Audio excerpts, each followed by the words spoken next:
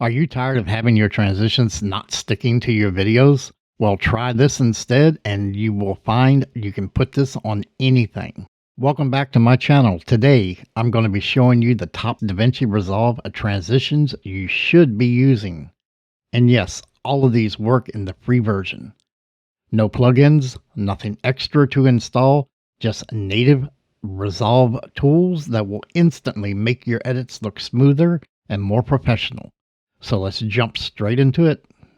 Smooth motion slide transition. To get this effect, what we're going to do is we're going to bring our videos down to the timeline. And as you can see, these videos have sound to them. They have the little musical note. I do not want sound, so I'm going to hit the Alt key and drag it down to the timeline. And I'm going to drag the second clip the same way down to the timeline. Now we have our two clips together. Now what we're going to do is we're going to go over to our effects tab. We're going to go in and bring down an adjustment clip. And the adjustment clip I want is 20 frames total. So we want 10 frames on each side. You can either count them by the left and right arrow keys, like 1, 2, 3, or you can look at the playhead position, and we're going to go 10 frames is 15. So we're going to take and drag that over. From the center, we want 10 frames on the other side, so that it'd be 10 frames over. And now we have a total of 10 frames each side. Our clip is a total of 20 frames. We're going to move the playhead to the center, highlight the clip, and go into Fusion. First thing we're going to do is we're going to bring down a transform node and bring that to the node tree.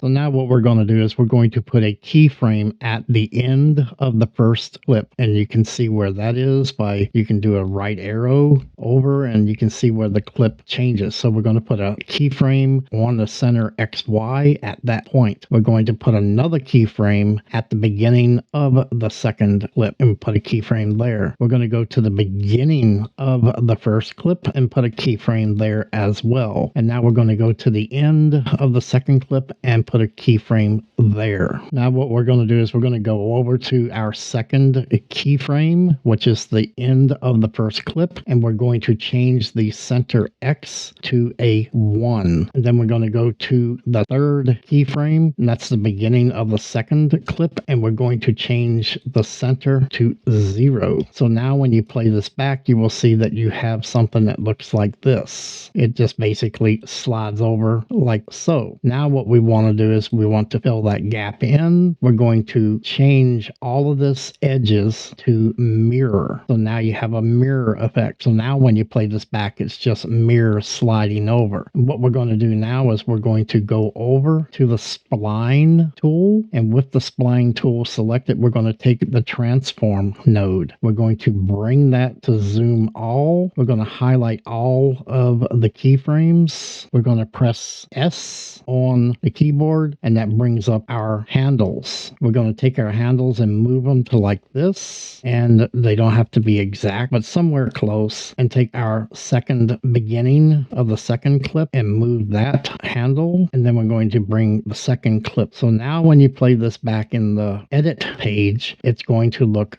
smooth, and the transition is not too bad. So that is a smooth in transition. In just a little bit, we will go through and show you how to save and reuse any of these transitions at any time that you need them.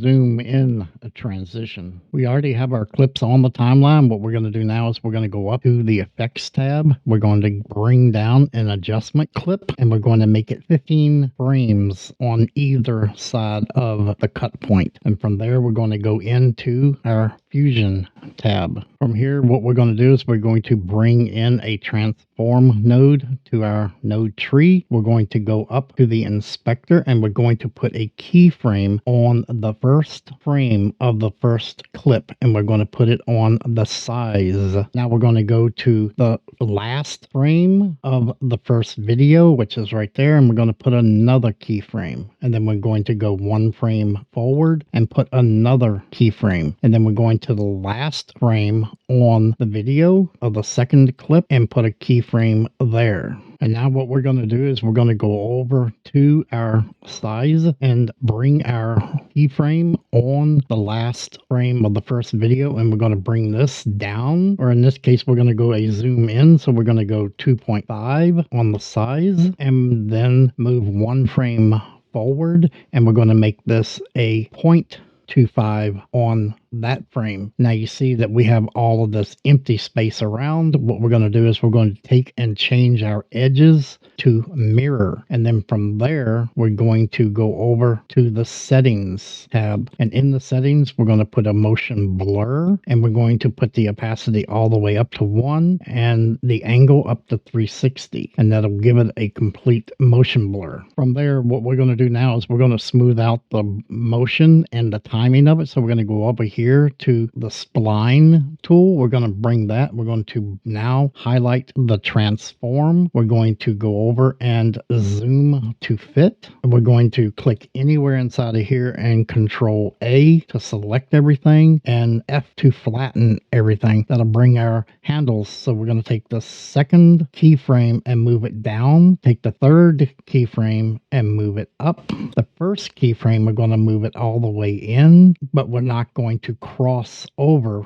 the second one, and we're going to do the same to the fourth. Bring it in, but not cross over the third. And now when we do play this back, we're going to see that it actually looks pretty smooth. And now when we go back over to the edit page, you will see that it is now working just fine. Clean blur transition. We now have our videos on the timeline. We're going to go up to the effects tab, and in the effects tab we're going to bring an adjustment clip down. We're going to adjust it to 5 frames from center, so it's a total of 10 frames. We are now going to go back up to the effects tab, and we're going to search for a directional blur. And then we're going to take and drag that down to our adjustment clip. With the adjustment clip selected, we're going to go and put a keyframe on the blur strength at 1. And then we're going to go to the beginning of the clip,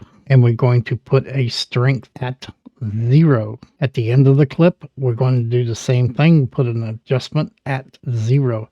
And now when you play this back, it looks pretty good. And that's quick, simple adjustment blur, a clean blur. Swirl cut, a transition.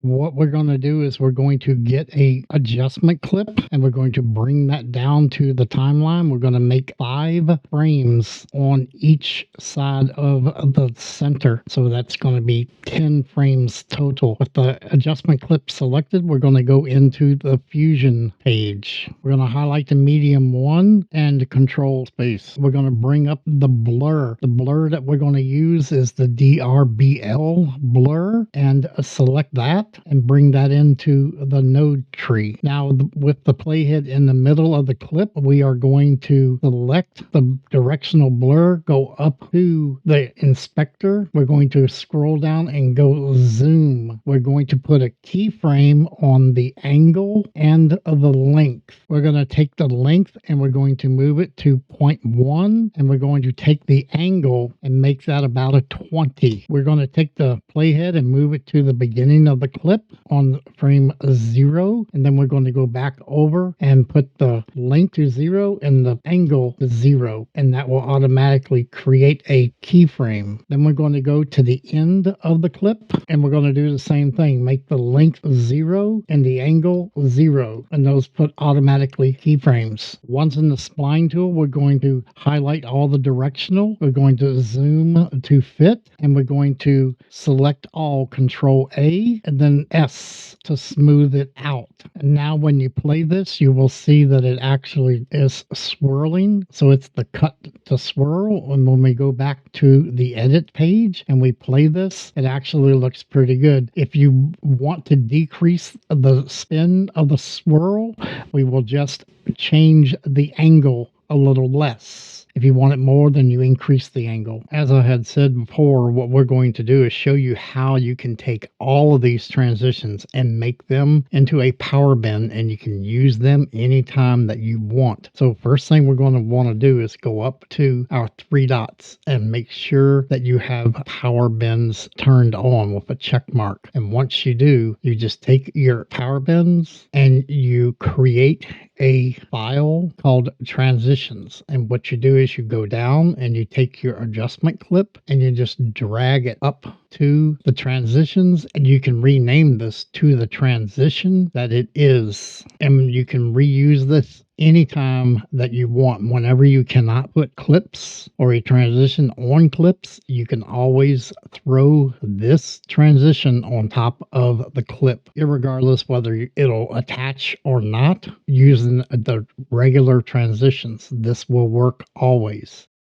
Vortex Cut transition.